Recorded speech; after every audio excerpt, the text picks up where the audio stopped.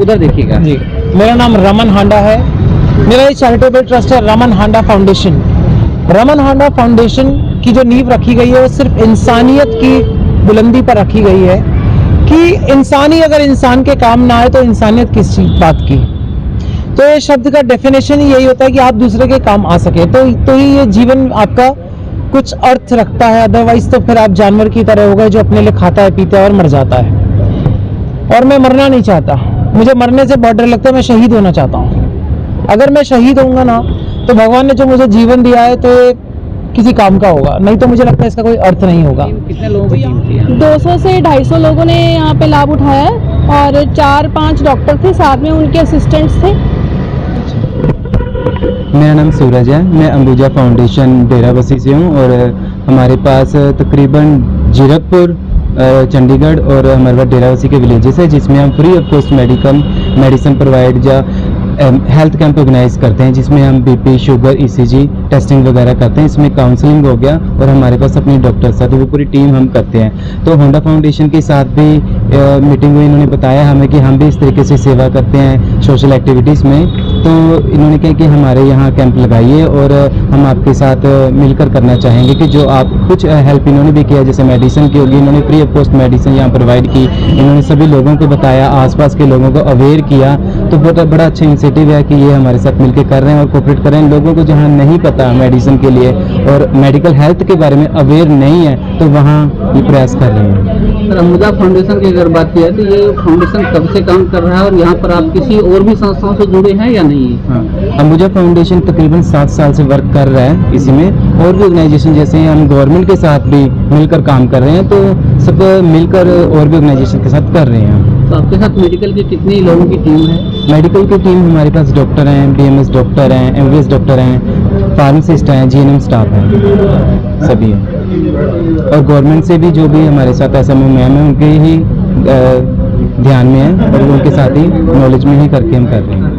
जैसे सर ने बताया है कि हमारा ये काम चल रहा है, इसके साथ हम वुमेन एम्पावरमेंट पे भी काम कर रहे हैं। स्ट्रेस मैनेजमेंट के हम सेशन स्टूडेंट्स को डिलीवर कर रहे हैं, उसमें हम कम्युनिटी में जाके भी सेशन डिलीवर करते हैं जिसमें सिमरन हमारे साथ हैं। ये हमारे साथ एज ए वॉलंटियर काम करते हैं। ये कम्युनिटी के लोगों में जैसे अभी cervical cancer, breast cancer, oral cancer का हम डिटेक्शन के लिए जो सस्पेक्टेड हमारे पास लोग आते हैं उनको हम रेफरल बनाते हैं और साथ में हम सेशन कंडक्ट करते हैं जिसमें फीमेल को बताया जाता है वो कैसे अपने आप को डिटेक्ट कर सकती हैं, कैसे साइन एंड सिम्टम निकाल सकती हैं।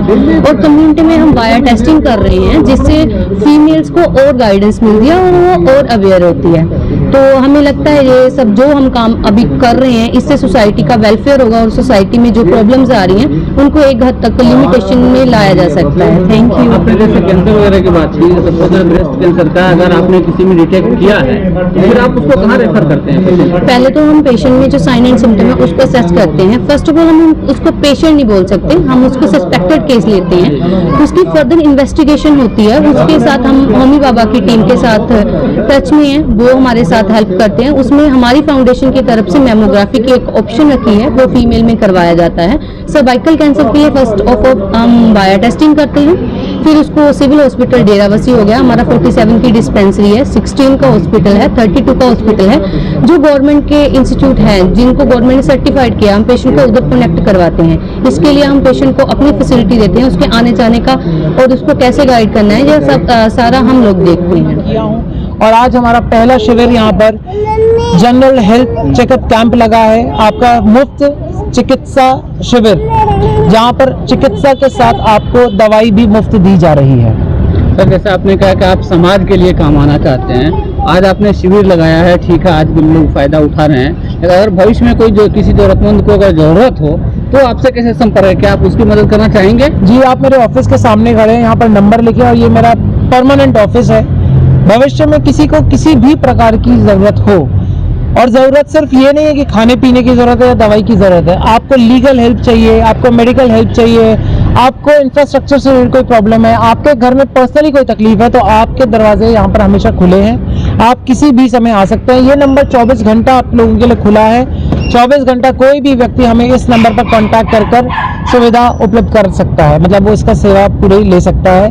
हम लोग अगला कैंप भी लगाने जा रहे हैं जो कि रोजगार की तरफ इशारा करता है, और हम चाहते हैं कि अपने आप को यहाँ पे पंजीकृत कराइए और हमारा हिस्सा बनिए। आपका जो पंजीकरण हम करने जा रहे हैं, इसमें हमारे जितने भी कैंप्स होंगे, जो भी हम सुविधा समाज को देना चाहते हैं, आपके फ़ोन नंबर और आपके आधार कार्ड के जरिए आप तक इसका मैसेज पहुंच जाएगा और आप यहाँ पर आकर सुविधा उपलब्ध कर सकते हैं। तो हम प्राइवेट कंपनीज को यहाँ पर लाकर एक शिविर लगाने जा रहे हैं जहाँ आप सबको नौकरी प्रोवाइड कराई जाएगी। अगर आप काम करने के इच्छुक हैं तो आपके लिए नौकरी है। आज जैसे आपने हेल्थ चेकअप कैंप की सुविधा यहाँ पे रखी है, तो इसमें और भी किसी संस्थाओं ने सहयोग किया है या व्यक्तिगत रूप से और किसी ने सहयोग किया है या कि सिर्फ आपके फाउंडेशन की तरफ से सहयोग किया है? जी, हमारे को अंबुजा फाउंडेशन ने सहयोग किया, उनके यहाँ से डॉक्टर हमें प्रोवाइड किए गए, प्लस गवर्नमेंट के CMO ऑफिस से हमारे पास यहाँ पर डॉक्टर आए। बाकी दवाइयाँ हम लोगों ने खुद से यहाँ पे की है, बाकी सारा ऑर्गेनाइजेशन हमारे संस्था की तरफ से किया गया है।